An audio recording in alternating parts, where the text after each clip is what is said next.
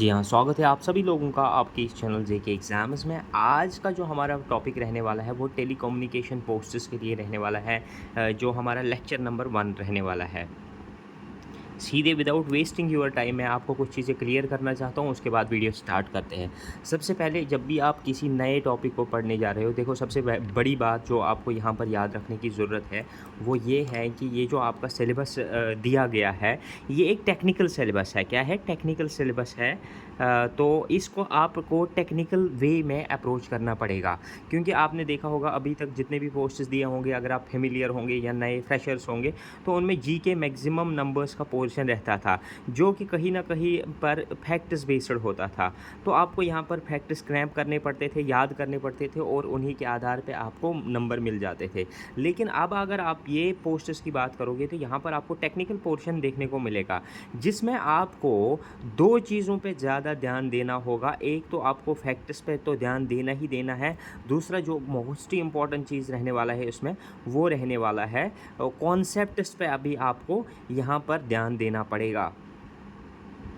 तो आपको फैक्ट्स के साथ-साथ कॉन्सेप्ट्स पे भी ध्यान देना पड़ेगा। तो यहाँ पर आपको 2 चीज़ें देखनी होंगे, एक तो आपको फैक्ट्स देखने होंगे, एक तो आपको कॉन्सेप्ट्स देखने होंगे। अगर आप अभी तक इस चैनल पे नए हो, पहली बार वीडियो देख रहे हो, तो मैं उम्मीद करता हूँ कि आप इस चैनल को सब्सक्राइब करके रखेंगे, ताकि आपको पूरा टेक्निकल पोर्शन यहाँ से बहुत अच्छे तरीके से मिल जाए और जिससे आप मैक्सिमम स्कोर कर सको एग्ज़ाम में। और अगर आपको हमारे नोट्स चाहिए जो हम पढ़ाएँगे, तो उसके लिए नीचे आपको डिस्क्रिप्शन में टेलीग्राम चैनल की लिंक मिल जाएगी, वो ज्वाइन करके रखिएगा। वहाँ पर हम डेली बेस्ड नोट्स और कुछ क्वेश्चंस भी आपको दे देंगे, जिससे आपकी प्रैक्टिस भी हो जाएंगी एमसीक्यू क्वेश्चंस की, और प्लस आपका जो आपका नोट्स भी हो जाएगा, नोट्स मेकिंग प्रोसेस जो होगा वो भी क्लियर हो जाएगा।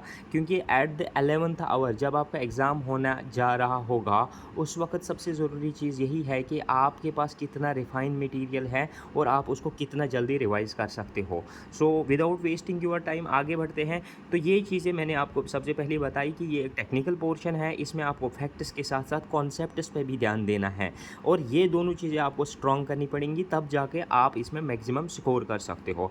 नाउ पॉइंट नंबर, ये था आपका point number 1। Now moving to the point number 2।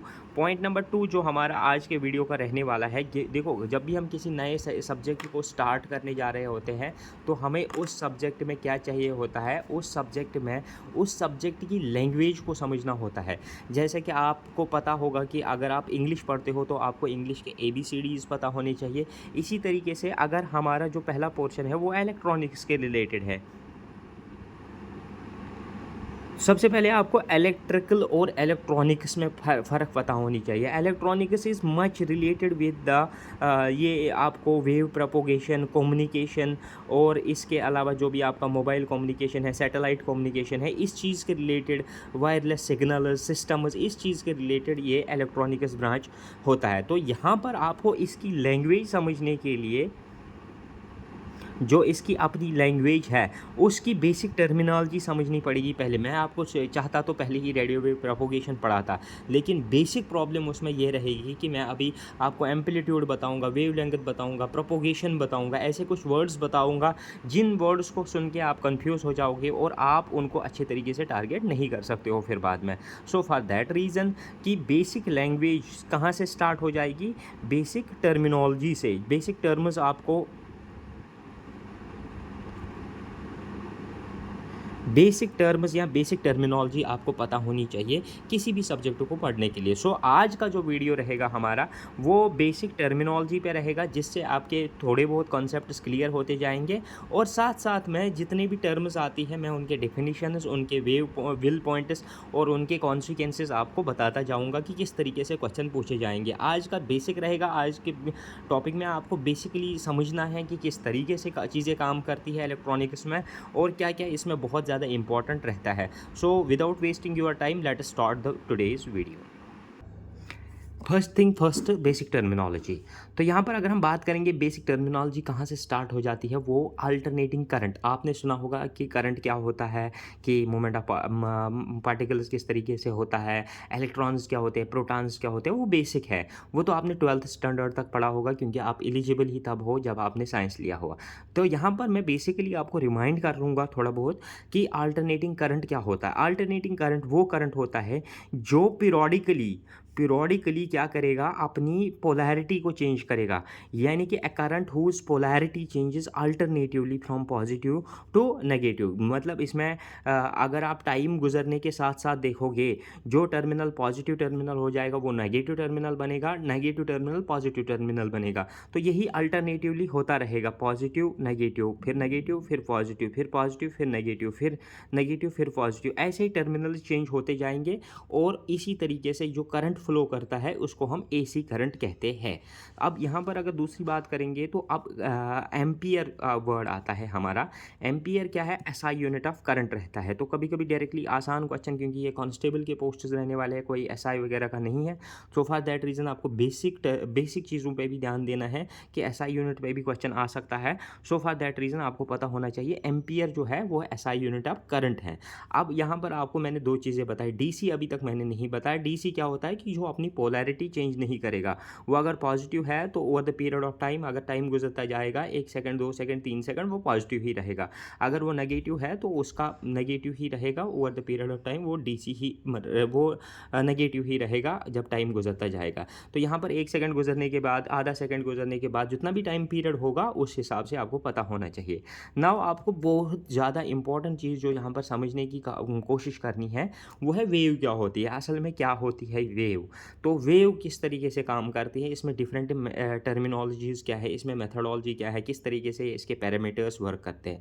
देखो, जब आप एक सिंपल साइन वेव को उठाओगे जिसमें एक क्रस्ट होता है, ये ऊपर की तरफ जब वेव जाती है तो इसको हम क्रस्ट कहते हैं, और जब ये नीचे आ जाती है ये वाला पोर्शन में तो इसको हम ट्रफ कहते हैं।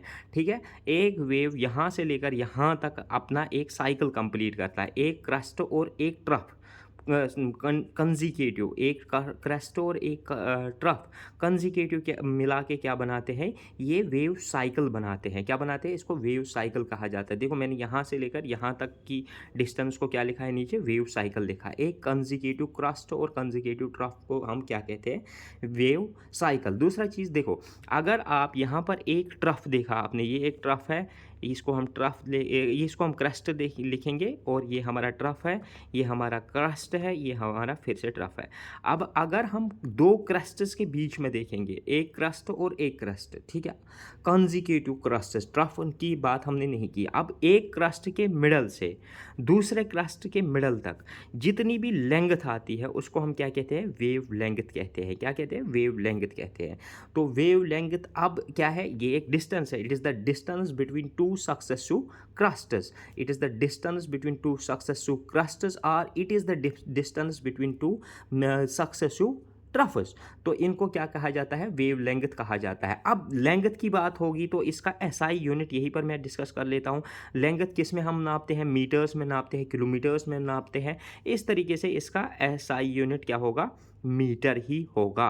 अब ये चीज़ आपने पता कर ली। अब इसके आगे अलावा बात करेंगे। देखो, अब यहाँ से ये जो मिड लाइन है, अगर मिड लाइन से एक क्रस्ट के टॉप पे, मेन पॉइंट पे, अगर हम यहाँ पर परपेंडिकुलरली डिस्टेंस नापेंगे, जैसे कि मैंने यहाँ पर देखा है, यहाँ पर सही हो जाएगा, यहाँ से लेकर यहाँ तक जो डिस्टेंस हैं, यहाँ से लेकर यहाँ तक जो डिस्टेंस हैं, जो इसके क्रस्ट की हाइट है, जो इसके ट्रफ की हाइट है, यहाँ पर भी अगर आप देखोगे हाइट बराबर रहती है। जितनी क्रस्ट की हाइट होगी उतनी ट्रफ की भी डेप्थ होगी। सो ये जो डिस्टेंस हैं इसको हम क्या कहते हैं बेटा, इसको हम एम्पलीट्यूड कहते हैं। यही हमें आगे जाके वेरी करने हैं। हम किसी में हम वेव लेंथ अल्टर करेंगे, किसी में हम एम्पलीट्यूड अल्टर करेंगे, किसी में हम फ्रीक्वेंसी फ्रीक्वेंसी अल्टर करेंगे, किसी में हम टाइम अल्टर करेंगे। तो देखो अब ये जो है इसको क्या कहा जाता है, एम्पलीट्यूड। तो डेफिनेशन क्या होगी एम्पलीट्यूड की, the height of the waves crest from the mid line, ये है mid line, from the mid line is known as amplitude. यहाँ पर आपको पता चल गया होगा बेसिक चीज़ें, छोटी छोटी चीज़ें मैं अभी बता रहा हूँ क्योंकि आपको भी बोर नहीं होना है, आपको अच्छे तरीके से सीखना है, समझना है, समझ के ही आगे बढ़ना है। जब हम टाइप्स ऑफ वेव्स पढ़ेंगे, स्काई वेव क्या होती है, प्रोपोगेशन किस तरीके से होती है, मैं आपको बताऊंगा आयोनोस्फेरिक प्रोपोगेशन कैसे होती है, ट्रोपोस्फेरिक प्रोपोगेशन क्या होती है, सरफेस वेव्स क्या होते हैं, तो वो रेडियो वेव्स क्या होते हैं, रेडियो वेव्स के अंदर टाइप्स किस तरीके से काम करने हैं, तो वो आपको बहुत आसान लगेगा। लेकिन बेसिक टर्मिनोलॉजी जब आप सीख के जाओगे वहाँ तक, तो आपको थोड़ा टाइम देना है, धीरे धीरे आपके कॉन्सेप्ट्स बिल्ड हो जाएंगे। आपने अभी तक अगर कुछ बच्चे ऐसे भी होंगे जिन्होंने इंजीनियरिंग करके छोड़ दिया होगा बहुत समय तक, क्योंकि वो जीके के पीछे पड़े होंगे और सब्जेक्ट्स के पीछे पड़े होंगे, they have to give their study time, आधा घंटा 1 घंटा देखो, पढ़ो, समझो, चीज़ों को वापस रिकॉल करते जाओ, धीरे धीरे कुछ दिनों के बाद आप मेरे साथ जुड़े रहेंगे ना, 10 दिन के बाद मैं आपको गारंटी देता हूँ कि आपके कॉन्सेप्ट्स इतने बिल्ड हो जाएंगे कि you will be confident enough to beat this examination. तो कॉन्फिडेंस गेन करने के लिए आपको पेशेंस चाहिए, पेशेंस रखिएगा और आगे बढ़ते जाइएगा। देखिए आप मज़े के साथ किस तरीके से हम इन चीज़ों को डिफाइन करते हैं। देखो सबसे पहले हमने किसकी बात की थी, amplitude. Amplitude is the height of the waves crest from the mid line. अब यहाँ पर एम्पलीट्यूड जो मैंने आपको यहाँ पर सिखाया ये एम्पलीट्यूड होता है, ठीक है। यहाँ पर हमने ये एम्पलीट्यूड देखा कि इसका है। अब अगर एम्पलीट्यूड की बात करेंगे, सर ये एम्पलीट्यूड काम कैसे करता है, जिस वेव का जितना ज़्यादा एनर्जी होगा उसका उतना बड़ा एम्पलीट्यूड होगा, जिसका जितना कम एनर्जी होगा उसका उतना कम एम्पलीट्यूड होगा। उसको हम क्या कहते हैं, डायरेक्टली प्रोपोर्शनल। जितना ज़्यादा उतना एनर्जी और एम्पलीट्यूड आपस में डायरेक्टली प्रोपोर्शनल हैं। क्वेश्चन आ सकता है, नोट करके रखिएगा कि एम्पलीट्यूड किससे वेरी करता है, amount of energy in A wave. जितनी ज़्यादा वेव में एनर्जी होगी उतना ज़्यादा एम्पलीट्यूड होगा, उतनी वेव का क्रेस्ट ऊपर जाएगा, उतनी वेव का ट्रफ नीचे जाएगा। सो अगर कम होगी एनर्जी तो कम ऊपर जाएगा, कम नीचे आएगा, ठीक है। अब यहाँ पर एम्पलीट्यूड का जो एसआई यूनिट है, क्योंकि ये भी एक डिस्टेंस ही नाप रहे तो इसका भी एसआई यूनिट आपका मीटर ही रहने वाला है। वेवलेंथ क्या मैंने बताया, the horizontal distance between two successive crusts और ट्रफेस। क्रस्ट्स का लेंगे तो 2 सक्सेसिव क्रस्ट्स ही लेने हैं, जैसे मैंने यहाँ पर लिया है 2 सक्सेसिव क्रस्ट, 1 और 2। अगर ट्रफेस लेंगे तो ये और ये वाला के बीच में डिस्टेंस नापेंगे, उसको हम कहते हैं वेवलेंथ। अब अगर बात करेंगे फ्रीक्वेंसी, इसको हम कहते हैं number of 67 per unit of time. Number of 67 per unit of time मतलब ये क्या है कि इसका क्या होता है, ये कश्मीरी वर्ड है। तो अब इसका number of फड़फड़ाना per unit of time अब इसको मतलब फ्रीक्वेंसी को देखते हैं इंग्लिश में क्या किस तरीके से होती है ये। The number of wave cycles that are completed in 1 second. अब ये वेव साइकिल क्या होता है, मैंने आपको बताया एक क्रस्ट और एक ट्रफ मिला के क्या बनाते हैं, एक wave cycle, complete wave cycle. यहाँ से स्टार्ट हुई, यहाँ पर फिर से पहुँची, लेकिन एक क्रस्ट और एक ट्रफ कंप्लीट करने के बाद उसको वेव साइकिल कहते हैं। अब 1 सेकंड का हम टाइम नोट करके रखेंगे घड़ी में, घड़ी का देखेंगे कि एक मिनट में कितना होता है, 1 मिनट तक हम कितने साइकिल्स हम ड्रा कर पाते हैं वेव। जब हम वेव की ये ड्रा कर लेते हैं वेव, तो उसमें कितने साइकिल्स इसने कंप्लीट किए हैं 1 मिनट में, फिर हम उस हिसाब से 1 सेकंड में देख सकते हैं, क्योंकि 1 सेकंड का टाइम छोटा होता है तो उसमें हम कैसे देख सकते हैं, तो हम क्या कहते हैं 1 मिनट में करते हैं, फिर 1 घंटे में कर सकते हैं, तो उस हिसाब से फिर कैलकुलेशन से हम 1 सेकंड तक पहुंच सकते हैं। तो अभी हमारे पास इंस्ट्रूमेंट्स हैं जिनसे हम डायरेक्टली बता सकते हैं, वो 1 सेकंड का भी नाप सकते हैं। अब यहाँ पर क्या है कि frequency, number of wave cycles, कितनी बार इसने पूरा साइकिल कंप्लीट किया, कितने मिनट में, 1 सेकंड में। 1 सेकंड में इसने कितनी बार पूरा साइकिल कंप्लीट किया, उसको क्या कहते हैं, फ्रीक्वेंसी।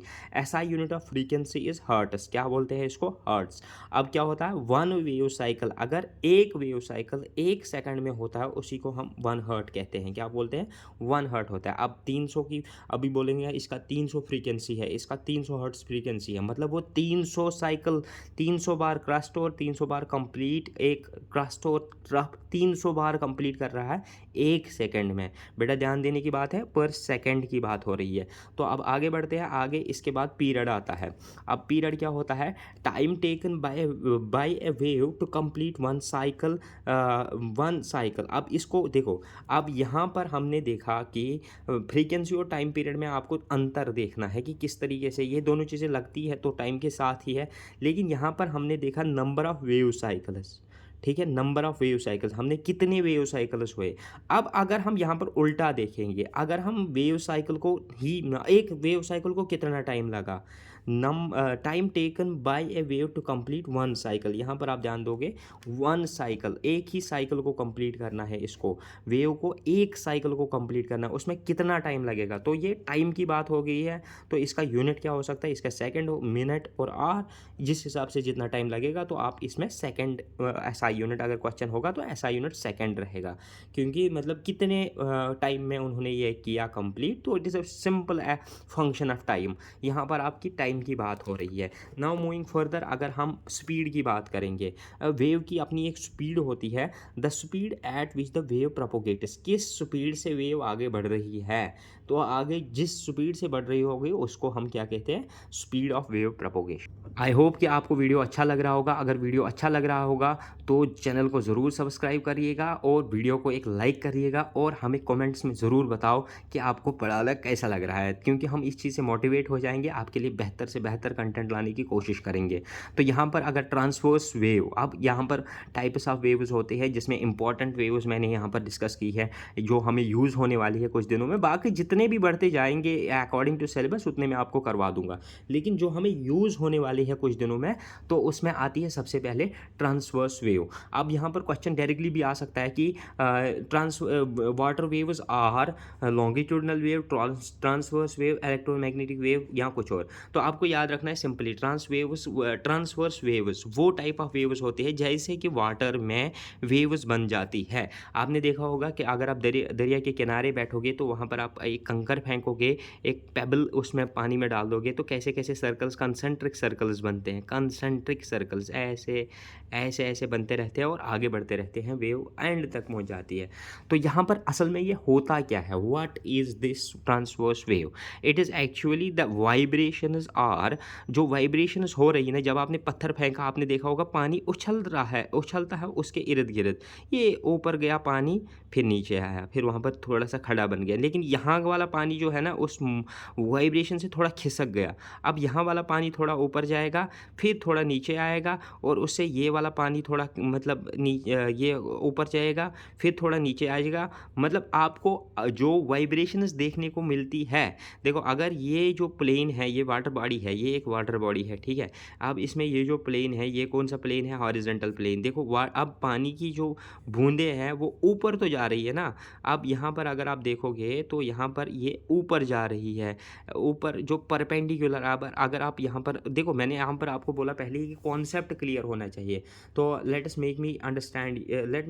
मेक यू अंडरस्टैंड कि कैसे होता है। ये एक पेन है, ये एक पानी की सरफेस है, ये एक दूसरा इसमें प्लेन मान लो कि स्पेशल प्लेन, हवा में जो प्लेन है, यहाँ पर आप ध्यान दीजिएगा, ये हवा में प्लेन है, ये वाला प्लेन हवा में है, हवा में ही पानी उछलेगा ना, पहले ऐसे ऐसे करके, ऐसे ऐसे करके, ऐसे ऐसे करके, ऐसे ऐसे करके, ऐसे ऐसे करके नीचे चला जाएगा, ऊपर आ जाएगा और आगे बढ़ता जाएगा।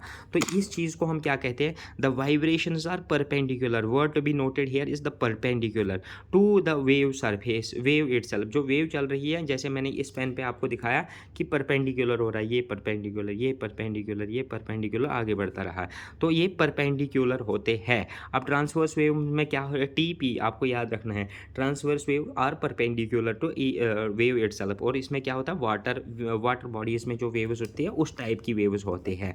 अब दूसरा चीज़ आता है लॉन्गिट्यूडनल वेव्स। लॉन्गिट्यूडनल वेव्स कौन से वेव्स होते हैं, जो साउंड वेव्स होते हैं। साउंड में क्या होता है, डिफरेंट फेनोमेना होता है। देखो अब साउंड की अगर बात करेंगे, मैं यहाँ पर बात कर रहा हूँ, ठीक है, मैं यहाँ पर बैठा हूँ और ये हमारी नाक हो गई, और ये हमारा मुंह हो गया, और ये हमारी चिन हो गई, ठीक है। अब हमने जब बात की तो ये हमारी आँख हो गई, समझने की कोशिश करिएगा क्योंकि कॉन्सेप्ट्स की बात हो रही। जब मैं बात कर रहा हूँ तो मेरे मुंह से आवाज़ जब निकल रही है तो यहाँ पर एयर पार्टिकल्स है। एयर पार्टिकल्स क्या करते हैं, जो यहाँ पर डस्ट पार्टिकल, एयर पार्टिकल्स यहाँ कुछ भी है, वो मेरी बात करने से हिलते हैं, ठीक है। वो जब हिलते हैं वो अगले वालों को हिलाते हैं जो आगे वाले हैं, तो इस तरीके से मोशन चलती है। ये धक्का मार के वापस आ जाता है, धक्का मार के अपनी जगह पर वापस आ जाता है, धक्का मार के अपनी जगह पे वापस आ जाता है। ये इसी तरीके से ये जो मतलब यहाँ से पार्टिकल निकला, उसने धक्का मारा, अगले को अपना खुद वापस आ गया, अगले को धक्का मारा, खुद वापस आ गया, अगले ने अगले को धक्का मारा, खुद वापस आ गया अपनी जगह पे, छोटे-छोटे जगह पे। ऐसे ही ये जो वेव आगे बढ़ती जा रही है और यहाँ पर एक मतलब यहाँ पर हमारा एक वो होगा, यहाँ पर कोई बंदा बैठा होगा, मेरा दोस्त होगा, कोई भी होगा, वो यहाँ पर कान लगा के बैठा होगा और उसको साउंड सुनाई दे देगा। तो जिसको ये साउंड सुनाई दे देगा, उसके पास कैसे पहुँचेगा? लास्ट वाला जो एयर पार्टिकल है वो इधर तक अंदर तक मतलब धक्का मारेगा, वाइब्रेशंस अंदर तक जाएगी, तो उसको सुनाई देगा, खुद वापस आ जाएगा। एयर पार्टिकल जो होगा वहाँ पर वो वापस आएगा। अब यहाँ पर अगर आपने ध्यान दिया होगा, जो वाइब्रेशंस हैं वो हॉरिजॉन्टल हो रही है। वहाँ पर वाइब्रेशंस कैसे हो रही थी? वहाँ पर वाइब्रेशंस परपेंडिकुलर हो रही थी, ऐसे वाइब्रेशंस हो रही थी, ऐसे वाइब्रेशंस हो रही। लेकिन यहाँ पर अगर आप वाइब्रेशंस देखोगे, ऐसे हो रही है, ऐसे to and fro, back and forth, ठीक है। इन टाइप ऑफ वाइब्रेशंस को क्या कहते हैं? हॉरिजॉन्टल वाइब्रेशंस और horizontal to the wave itself, ठीक है। समझ में आ गया यहाँ तक? आई होप कि आपको ये क्लियर हो गया होगा। नाउ अगर हम बात करेंगे इलेक्ट्रोमैग्नेटिक वेव्स का ही एक टाइप है रेडियो वेव्स। अब क्या होता है कि इलेक्ट्रोमैग्नेट जो आपका पहला टॉपिक है सिलेबस में, इलेक्ट्रोमैग्नेटिक वेव्स होते क्या है? Electromagnetic waves are actually created by the vibrations between electric field and magnetic field। देखो, आपने पता होगा कि जब आप किसी को किसी वायर में से जब आप किसी वायर में से इलेक्ट्रिसिटी पास करवाते हैं, तो वो अपने आसपास इलेक्ट्रिक फील्ड क्रिएट कर देता है। और जब आप किसी कॉइल में से इलेक्ट्रिसिटी पास कर देते हैं, तो वो अपने इर्द गिर्द क्या करता है? मैग्नेटिक फील्ड प्रोड्यूस कर देता है, ठीक है। आपको ये चीज़, दोनों चीज़ें पता होंगी, बेसिक है, जो आपने 12th standard, 10th standard, 9th standard से ही पढ़ते आए होंगे। इलेक्ट्रिक फील्ड क्या होता है, मैग्नेटिक फील्ड क्या होता है। अब हम अगर इलेक्ट्रिक फील्ड और मैग्नेटिक फील्ड को आपस में इस तरीके से जोड़ लेते हैं सच दैट कि वो आपस में वाइब्रेशंस क्रिएट करे और उधर से वेव्स पैदा हो, तो उन टाइप ऑफ वेव्स को क्या कहते हैं? Electromagnetic waves are created by the vibrations between electric field and magnetic field. I hope the concept is clear. Basic है। अब इसमें किस तरीके से परपेंडिकुलर रहेगा, एक प्लेन में ही रहेंगे, मतलब हॉरिजॉन्टल रहेगा, परपेंडिकुलर रहेगा, वो डिपेंड अपॉन द वेव, कौन सी वेव की हम बात करें, कौन से इलेक्ट्रोमैग्नेटिक वेव की हम बात कर रहे हैं, वो उस पर डिपेंड करता है। दे कैन ट्रैवल थ्रू, यहाँ पर आपको याद रखने की बात यह है कि वो किसी भी मीडियम में चल सकती है। जैसे अगर आप साउंड वेव्स की बात करोगे, तो अगर वैक्यूम आ गया वहाँ पर पार्टिकल्स ही नहीं होंगे, तो ये चलेगा ही नहीं, ये आगे बढ़ेगा ही नहीं, क्योंकि वैक्यूम में साउंड सुनाई नहीं देता है फिर, क्योंकि वाइब्रेशंस नहीं होंगी। किसके साथ वाइब्रेशन? पार्टिकल्स ही नहीं होंगे। जब पार्टिकल्स ही नहीं होंगे तो कहाँ कैसे साउंड आगे पहुँचेगा? तो दैट इज़ डिफ़िकल्ट थिंग। यहाँ पर अगर हम बात करेंगे इलेक्ट्रोमैग्नेटिक वेव्स की, इनको किसी भी मीडियम की ज़रूरत नहीं है, ये किसी भी मीडियम में चल सकते हैं, चाहे वो कोई भी मीडियम हो, वाटर हो। Medium is the through which the wave propagates, it is a space through which the wave propagates. It can be water, it can be liquid, it can be solid, it can be anything. अब यहाँ पर अगर बात करेंगे, तो यहाँ पर अगर देखेंगे तो ये किसी भी मीडियम में से ट्रैवल कर सकते हैं, और इसके अलावा ये वैक्यूम में से भी मतलब पास हो सकती है electromagnetic waves. Now moving to the final thing of today's topic, that is the basic diagram of transmission. किस तरीके से एक कम्युनिकेशन सिस्टम चलता है। सबसे पहले मैं आपको ये चीज़, ये डायग्राम सिखाने से पहले मैं आपको क्लियर करता हूँ एक छोटी सी चीज़। उस चीज़ से ये डायग्राम बहुत ज़्यादा आपको अच्छे तरीके से समझ में आ जाएंगे। मूविंग हियर, यहाँ पर हम बैठे हुए हैं, हमारे पास आप एक कार्डलेस माइक, जो वायरलेस माइक जिसको बोलते हैं, एक वायरलेस माइक का तस्वुर कीजिए अपने दिमाग में, उसको इमेजिन कीजिए अपने दिमाग में कैसे काम करता होगा। देखो, सबसे पहले आपके हाथ में एक माउथ पीस होता है जिस पे आप अभी कुछ बताने जा रहे हो, ठीक है। ये आपके हाथ में एक माइक है, तो यहाँ पर लगी हुई है, तो यहाँ पर आपने बात करना शुरू कर दिया, ठीक है। ये आपका मुंह हो गया, ये आपकी नाक हो गई, और यहाँ पर आपका आँख हो गया। देखो, बेसिक है तो कॉन्सेप्ट्स तो आपको ऐसे ही समझने पड़ेंगे। तो इसी तरीके से आपको मैं सारी चीज़ें समझाने जा रहा हूँ, बहुत आसान है, कोई दिक्कत की बात नहीं है। मैं आज आपको छोटे बच्चों की तरफ इसलिए समझा रहा हूँ सच दैट कि you may understand the things. आपको एग्ज़ाम में बैठ के क्रैप करने की कोई ज़रूरत नहीं है, रट्टा मारने की कोई ज़रूरत नहीं है। समझो चीज़ों को और आगे बढ़ो, क्योंकि उसी से आपके सारे क्वेश्चन बहुत अच्छे तरीके से सॉल्व हो जाएंगे। तो यहाँ पर आपने जब बोला, कुछ भी बोलना शुरू कर दिया, तो यहाँ पर क्या हो जाता है, ये जो माइक है, माइक क्या करेगा, सबसे पहली चीज़ ये जो वाइब्रेशंस हैं, यहाँ पर जो एनर्जी है वो कौन सी एनर्जी है, वो है साउंड एनर्जी। ठीक है ठीक है, वो साउंड एनर्जी।